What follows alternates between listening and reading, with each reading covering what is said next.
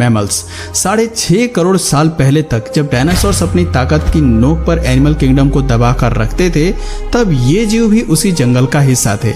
लेकिन इनका अस्तित्व डायनासोर जैसे जानवरों के सामने कुछ भी नहीं था।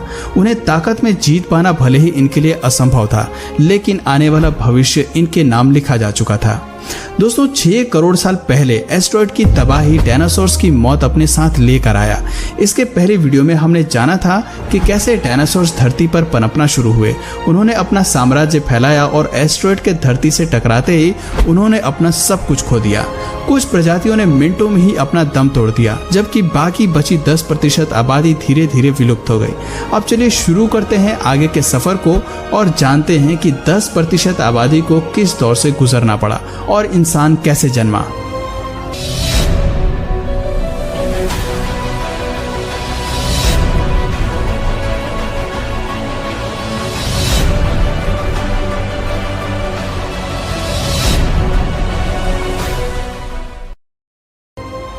डायनासोर्स का अंत मैमल्स के लिए वो अवसर था जो रेप्टाइल्स के खत्म होने पर डायनासोर्स को मिला था।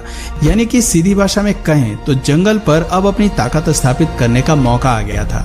जंगल की दुनिया में मैमल्स वो प्रजाति थी जो डायनासोर्स के समय से ही अस्तित्व में थी। आकार में छोटे होने की वजह से ये जीव आज मौजूद चूहे जैसे थे। देखा जाए तो मैमल्स की शुरुआत इसी तरह से हुई थी। इस स्तनधारी जीव ने खुद को परिस्थितियों में ढाल कर रहना सीख लिया था। फिर जब एस्टेरॉयड के टकराने से महाविनाश का सिलसिला शुरू हुआ तो इन्होंने भी अपने कई साथियों को खोया, लेकिन ये अपनी स्पीशीज को बचाने में सफल रहे। इस महाविनाश के कारण पैदा हुई गर्मी से बचने के लिए मैमल्स ने जमीन के नीचे रहना शुरू कर दिया। चूहों को साइज में छोटा होने का फायदा मिला, जबकि डायनासोर्स का आकार ही उनका सबसे बड़ा दुश्मन बन गया।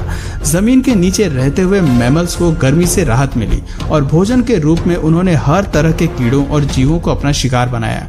वहीं बात करें ऊपरी सतह की, तो वहां हो रहे वातावरणीय बदलाव मौजूद जानवरों को तिल तिल कर मार रही थी। एस्टेरॉयड के टकराने से उत्पन्न हुई गर्मी और धूल के बादलों ने पृथ्वी के वातावरण को पूरी तरह से ढक लिया था। अब धरती पर सूरज की रोशनी तक नहीं पहुंच पा रही थी, लेकिन सतह पर मौजूद हीट की वजह से बहुत सारे जानवर मारे जा चुके थे। कई सालों तक जब ये सिलसिला जारी रहा तो पेड़ पौधे पूरी तरह से नष्ट हो गए। प्रकृति का बनाया इकोसिस्टम हिल गया। सूरज की रोशनी ना मिल पाने के कारण धीरे धीरे पृथ्वी ठंडी होती चली गई। लेकिन अब तक डायनासोर्स की आबादी धरती से विलुप्त हो चुकी थी। बचे थे तो केवल 5% जानवर, जिनमें से ज्यादातर मैमल्स के परिवार से संबंध रखते थे। महाप्रलय के प्रभावों के थम जाने के बाद धूल के बादलों ने छटना शुरू किया। धरती पर एक बार फिर वातावरण ने सामान्य होना शुरू किया। पृथ्वी पर इकोसिस्टम फिर से अपने पुराने फेज में आने लगा। इस दौर में मैमल्स की प्रजाति केवल 5% तक सीमित थी, लेकिन एडेप्टिव रेडिएशन के चलते ये मैमल्स इवॉल्व होना शुरू हो गए और इनमें से कई नई प्रजातियों ने जन्म लेना शुरू किया। इस प्रक्रिया में लगभग 5.5 करोड़ साल पहले बंदरों ने जन्म लिया। आपको बता दें कि शुरुआती बंदरों की शारीरिक बनावट आज से काफी अलग थी। इनके मुख पर आंखें आगे की ओर थी और शरीर छोटा था, लेकिन ये शारीरिक बनावट ज्यादा समय तक एक जैसी नहीं रहने वाली थी। इयोसीन इपोक के इस टाइम पीरियड में प्राइमेट्स के सर में एक अहम एवोल्यूशन हुआ, जिसकी वजह से इनके स्पाइनल कॉर्ड में भी बदलाव आया और ये चारों पैरों की बजाय 2 पैरों पर खड़ा होना सीख गए। खैर, प्राइमेट्स के अलावा एवोल्यूशन धरती पर मौजूद पेड़ पौधों और वातावरण में भी हो रहा था। वो पूरी तरह एक नॉर्मल फॉर्म में आ चुके थे और धरती का तापमान 24 डिग्री सेल्सियस तक पहुंच चुका था। करीब 4.5 करोड़ साल पहले बदलाव के चलते ही हमारे दिन 24 घंटे के हो गए। इसके साथ ही हमारी टेक्टोनिक प्लेट्स में भी हलचल हुई। अब तक हमारे सभी द्वीप अपनी अपनी स्थिति पर थे। केवल एक और नई संरचना होना बाकी थी, जिसके तहत 2 बड़े महाद्वीप अपनी जगह से खिसक कर एक दूसरे के करीब आ गए। ये वही द्वीप थे जिन्हें आज हम भारत के नाम से जानते हैं। भारत ने अफ्रीका से अलग होकर एशिया तक पहुंचने में कई लाखों करोड़ों साल लगाए। ऐसे में जब ये टेक्टोनिक प्लेट्स एशिया से जा मिली तो हिमालयन रेंज का निर्माण हुआ। इस निर्माण में कई ऐसी श्रृंखला विकसित हुई जिसके चलते उत्तर में भारत की भौगोलिक स्थिति बदल गई। इसके साथ ही मौसम के पैटर्न में भी भारी बदलाव आया। इस टकराव के चलते दुनिया के सबसे बड़े माउंटेन माउंट एवरेस्ट का भी निर्माण हुआ और इसके निर्माण के साथ ही ये तय हो गया कि आने वाले भविष्य में भारत में कई बड़ी नदियों का भी निर्माण होने वाला है, जो इस पूरे द्वीप की फॉर्मेशन को काफी हद तक बदलने वाला था। खैर, जहां एक तरफ धरती के हर द्वीप में विकास शुरू हो चुका था, वहीं दूसरी तरफ एवोल्यूशन की होड़ में जानवर भी अपने आप को काफी हद तक बदल रहे थे। द्वीप को अपने मौजूदा स्थिति में पहुंचने पर जंगलों में भारी गिरावट आ रही थी और मुख्य रूप से ग्रासलैंड्स का निर्माण हो रहा था। उधर जानवर भी घास के मैदानों में रहने के लिए एडॉप्ट हो रहे थे और साथ ही साथ नई प्रजातियों का भी विकास हो रहा था जो ग्रासलैंड्स में अपना दबदबा बनाने की कोशिश कर रहे थे। पुराने मैमल्स में भले ही दूसरे जानवरों को मारकर खाने की क्षमता नहीं थी, लेकिन अब विकसित मैमल्स ने दूसरे जानवरों का शिकार करके उन्हें मार गिराने की ताकत विकसित कर ली थी और वो दूसरे जानवरों पर अपना दबदबा बनाने में भी कायम हो रहे थे। अब जंगल में मैमल्स की वही स्थिति थी जो कभी धरती पर राज करने वाले डायनासोर्स की हुआ करती थी। लगभग 1 करोड़ साल पहले धरती अपने उस स्वरूप में आ चुकी थी जैसे कि वो आज हमें दिखाई देती है। वातावरण से लेकर पेड़ पौधों तक सब कुछ अपने फुली इवॉल्व रूप में थे।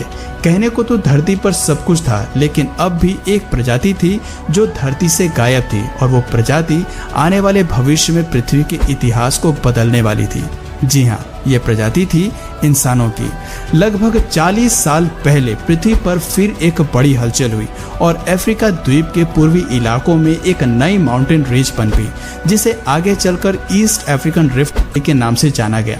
इस पर्वत श्रृंखला के निर्माण से केवल भौगोलिक स्थिति में बदलाव नहीं आया, बल्कि मौसमी हवा भी बदल गई। वहां मौजूद जंगल में हवा का प्रवाह कम हो गया, जिससे मौसमी हवा वहां नहीं पहुंच पाई और नमी की कमी से जंगलों ने सूखना शुरू कर दिया। बारिश न होने की वजह से अफ्रीका का ये क्षेत्र काफी ड्राई हो गया, लेकिन इस जंगल में रहने वाले जानवरों ने हार नहीं मानी। अफ्रीका के इसी क्षेत्र में रहते थे पिरोल इथिपिकस, जो आगे चलकर हमारे पूर्वज कहलाए। पेड़ पर रहने वाले ये बंदर एक टहनी से दूसरे पर जाने के लिए अपने आगे के हाथों का सहारा लेते थे और कभी कभी पेड़ों पर 2 पैरों पर भी खड़े हो जाते थे। हालांकि ये अभी तक जमीन पर नहीं चल पाए थे, लेकिन इनमें खड़े होने की क्षमता पहले से ही विकसित हो चुकी थी। इससे पता चलता है कि 2 पैरों पर चलना इंसानों की नहीं बल्कि एप्स की खोज थी। फर्क सिर्फ इतना था कि वो पेड़ों पर रहते थे, लेकिन जलवायु परिवर्तन के चलते जल्दी ही जमीन पर उतरने वाले थे। इनमें से कई प्रजातियां चिंपैंजी के रूप में विकसित हुई तो कुछ इंसान बनने के लिए विकसित हो गई। इनकी आने वाली पीढ़ियों ने खुद को बनाने के लिए और अपने विस्तार के लिए पेड़ों से निकलकर जमीन का रुख अपनाया। आर्डिपिथिकस रेमेडिस ही वो पहले एप्स थे जो भोजन और एक नए घर की तलाश में पेड़ों से उतरकर जमीन पर आए। लाखों सालों के इस एवोल्यूशन में एप्स अफ्रीका के हर क्षेत्र में फैल गए थे, लेकिन इनके हाथ अभी भी काफी लंबे थे। पेड़ों पर इधर उधर झूलने की वजह से इनके हाथ का आकार बिल्कुल टांगों की तरह ही था। ऐसे में कई हजार साल तक विकास से गुजर जाने के बाद इनके शारीरिक ढांचे में काफी कुछ बदलाव आने लगा था। अब ये 2 पैरों पर बेहतर तरीके से चल सकते थे और ज्यादा से ज्यादा एनर्जी बचा सकते थे। ऐसे में ये ज्यादा दूर तक नजर रख सकते थे, अपने लिए भोजन खोज सकते थे और हाथ की मदद से उन्हें खा भी सकते थे। समय के साथ साथ विकास की ये प्रक्रिया चलती रही, जिससे एप्स के शारीरिक ढांचे के साथ उनके स्कल की बनावट में भी बदलाव होता गया। पहले जो सर आकार में छोटा था, अब वो बढ़ता गया।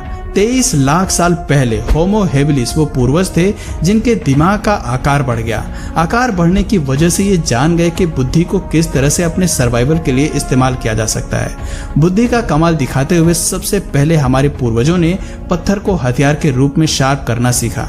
जैसे ही उनकी ये तरकीब काम आई, होमो हेबिलिस जान गए कि पत्थर को कैसे हथियार के रूप में इस्तेमाल किया जा सकता है। जैसे जैसे ये जीव हथियार को इस्तेमाल में लाए, उनके हाथों की उंगलियों और अंगूठों को भी मजबूती मिलनी शुरू हो गई।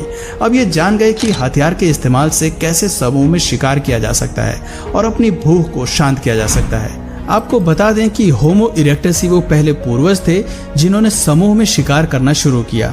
साथ ही इन्होंने सबसे पहले आग की खोज मानव के भविष्य को ही बदल डाला। हम सभी जानते हैं कि मानव इतिहास में आग की खोज सबसे बड़ी खोज थी। आग के इस्तेमाल से होमो इरेक्टस जल्दी ही मांस को पकाकर खाना सीख गए। आग ने हमारे पूर्वजों को केवल ठंडी से सुरक्षा ही नहीं दी, बल्कि दिमाग के इस्तेमाल के लिए उन्हें प्रोत्साहित भी किया। अगर आप सोच रहे हैं कि कैसे, तो आपको बता दें कि आग के इस्तेमाल से भोजन को चबाने में लगने वाली ऊर्जा कम हो गई। अब वो अपनी इस ऊर्जा को बुद्धि के विकास के लिए इस्तेमाल करने लगे, जिसकी वजह से आने वाली पीढ़ियां बड़े दिमाग के साथ पैदा हुई। एक बड़े दिमाग के साथ लगभग 2 लाख साल पहले इंसान अपने आज के रूप में विकसित हो गए। उनकी आवाज की नली भी अलग ढांचे में विकसित हो गई, जिसकी वजह से वो अलग तरह की आवाज निकाल सकता था और अपने लोगों के साथ संचार कर सकता था। एक बार आवाज विकसित करने के बाद अब इंसान अपनी बात को दूसरों तक पहुंचाने लगा और